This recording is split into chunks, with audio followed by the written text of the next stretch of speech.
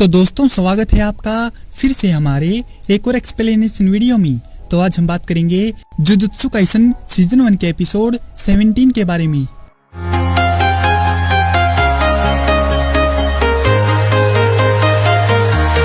Episode की शुरुआत में हम देखते हैं कि कासुमी को याद है कि जब वे गुडविल इवेंट के लिए ट्रेनिंग ले रहे थे तब उसने माई से उसकी बहन माकी के बारे में पूछा था। माई ने कासुमी को विश्वास दिलाया था कि माकी कमजोर है और बिना चश्मे के वह शापित शक्तियों को नहीं देख सकती। माई को तो विश्वास ही नहीं है कि माकी अभी तक जुजुत्सु में कैसे टिकी हुई है। यह सुनकर कासुमी को थोड़ी राहत मिलती है।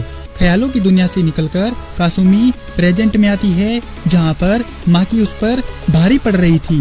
कासुमी को रियलाइज होता है कि ये चौथे दर्जे पर कैसे है। ये दूसरे दर्जे के जादूगर को आसानी से धूल चटा सकती है। माई के अटैक का जवाब देने के लिए मजबूर होकर माकी के पास आते ही कासुमी अपना नॉर्मल डोमेन रोशन छलावा तैयार करती है, लेकिन माकी उसकी तलवारबाजी तकनीक को समझती है और अपने ही शापित भाले को आधा तोड़ देती है और कासुमी का ध्यान बटाने के लिए अपने भाले को उसकी तरफ फेंक देती है। तो मजबूरन कासुमी को अपनी जगह से हटना पड़ता है, जिससे उसका डोमेन फेल हो जाता है। माकी कासुमी के करीब आती है और उसकी स्वॉर्ड उससे छीन लेती है। अपने एक कौवे की मदद से लाइव देखते हुए मेई ने कहा कि ये लड़की माकी कमाल की है, इसकी रैंक बढ़ाकर दूसरे दर्जे पर लानी चाहिए। गोजो उससे एग्री है, लेकिन उसका कहना है कि जेनेन परिवार ऐसा नहीं होने देंगे। गोजो आगे पूछता है कि यूजी की लड़ाई के आसपास की फुटेज वीक क्यों है। मेई ने बताया कि जानवर शरारती होते हैं और वह यूजी को नहीं देख रही है। गोजो पूछता है कि मेई तुम किसकी तरफ हो, और वह जवाब देती है कि वह सिर्फ और सिर्फ पैसे की तरफ है। क्योटो प्लान के बावजूद गोजो सोचता है कि तुम लोग कुछ भी कर लो, लेकिन अब यूजी को मारना आसान नहीं होगा। इस बीच नोबारा मोमो को पकड़ने में फेल होती है क्योंकि वह अपनी झाड़ू पर हवा में घूमती है। नोबारा पर मोमो अपनी शापित शक्ति से भरी हवा का अटैक करती है और फिर उड़ती हुई झाड़ू से उसके चेहरे पर वार करती है। वापस से हवा में जाने के बाद मोमो बताती है कि खूबसूरती के साथ साथ एक लड़की को ताकतवर भी होना पड़ता है, नहीं तो उसकी कोई कदर नहीं होती।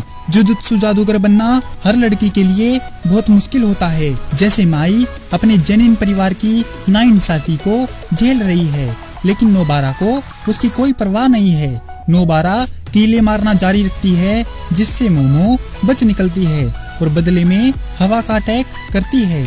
हालांकि पांडा के साथ ट्रेनिंग लेने के बाद हवा इतनी शक्तिशाली नहीं है कि वो नोबारा को उड़ा सके। इसके अलावा मोमो को याद आता है कि जब नोरिटोशी ने कहा था कि अपने कानों को इनुमाकी की शापित बोली से बचाकर रखना, इसीलिए मोमो को डर है कि कहीं इनुमाकी वहाँ पर ना आ जाए। मोमो बताती है कि माई जिस जेनिन क्लैन से है वो 3 बड़े क्लैन का हिस्सा है। उस क्लैन में पैदाइशी कायदे हैं कि सब लड़कियों को परफेक्ट होना पड़ता है, और जो इस बात पर खरी नहीं उतरती उन लड़कियों को पैर की जूती समझा जाता है। उसके खानदान वालों ने उसकी हमेशा बेइज्जती की और उसे कभी प्यार नहीं मिला, लेकिन तुम जैसे लोग इस बात को नहीं समझ सकते क्योंकि तुम लोग शापित शक्तियों को अपना दोस्त समझते हो। नाराज होकर नोबारा ने मोमो को चुप करा दिया। नोबारा बोली कि बदकिस्मती से सब कुछ हमारे मन का नहीं होता। माकी की परवरिश माई की तरह ही हुई, लेकिन वे एक जैसे नहीं हैं। मुझे माई से नफरत है, जबकि माकी से प्यार।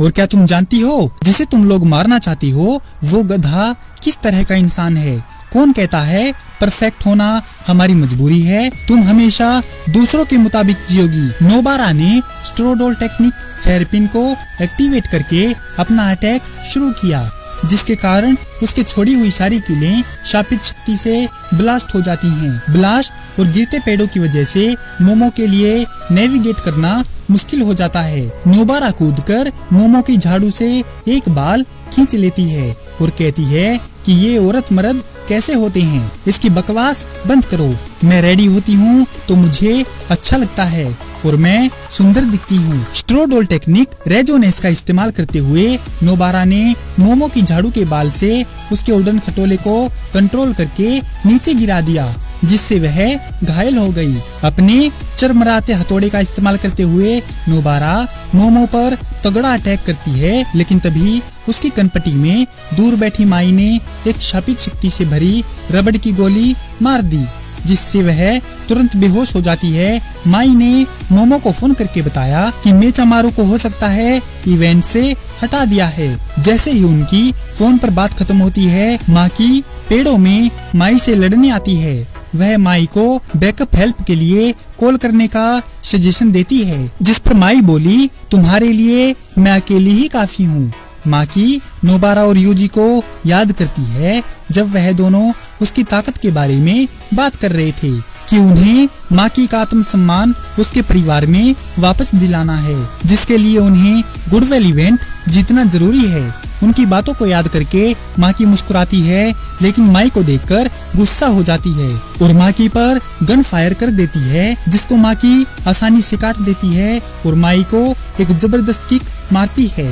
माई जेनिन परिवार की बड़ी लड़की की शापित तकनीकों का इस्तेमाल करने को लेकर उसकी डिसेबिलिटी के बारे में बात करते हुए दो लोगों को याद करती है। माई शाप देख सकती थी और उनसे डरती थी, लेकिन माकी कभी उनसे नहीं डरती थी और हमेशा सीधे अपने फ्यूचर के लिए आगे बढ़ती थी।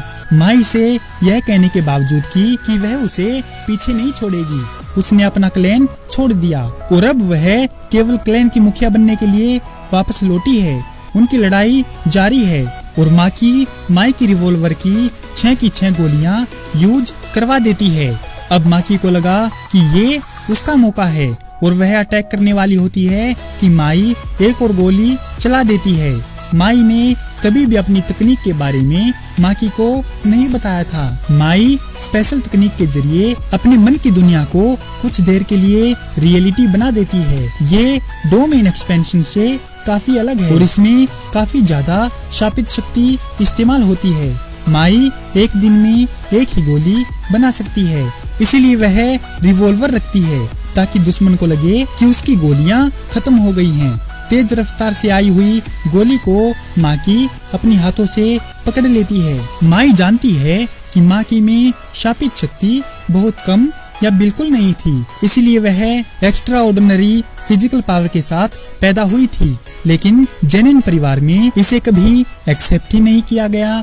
माई माकी से पूछती है कि वह क्लैन से क्यों चली गई, तो वह कहती है कि अगर वह ऐसा नहीं करती तो उसे खुद से नफरत हो जाती, इसीलिए उसे क्लैन छोड़ना पड़ा।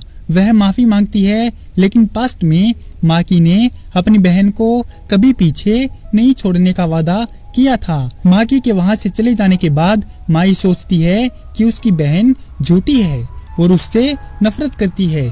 जो स्टोरी में हम देखते हैं कि रात के 1 बजे मीवा को भूख लगी है और वह खाना ढूंढती हुई मोमो और माई के पास जाती है, जो फ्रिज से उसका खाना चुराकर खा रही थी, जिस पर मीवा गुस्सा हो जाती है। तो मोमो उसको कप नूडल बनाने की रेसिपी बताकर उसको नूडल खिलाती है, जिसको खाकर मीवा खुश हो जाती है। इसी के साथ यह एपिसोड यहीं पर खत्म हो जाता है। तो दोस्तों, कैसे लगी आपको जुजुत्सु काइसन सीजन 1 के एपिसोड 17 की ये एक्सप्लेनेशन वीडियो? अगर आपको यह वीडियो पसंद आई हो तो इस वीडियो को लाइक और हमारे चैनल को सब्सक्राइब जरूर करें। आपका हमारी वीडियो देखने के लिए बहुत बहुत धन्यवाद और शुक्रिया।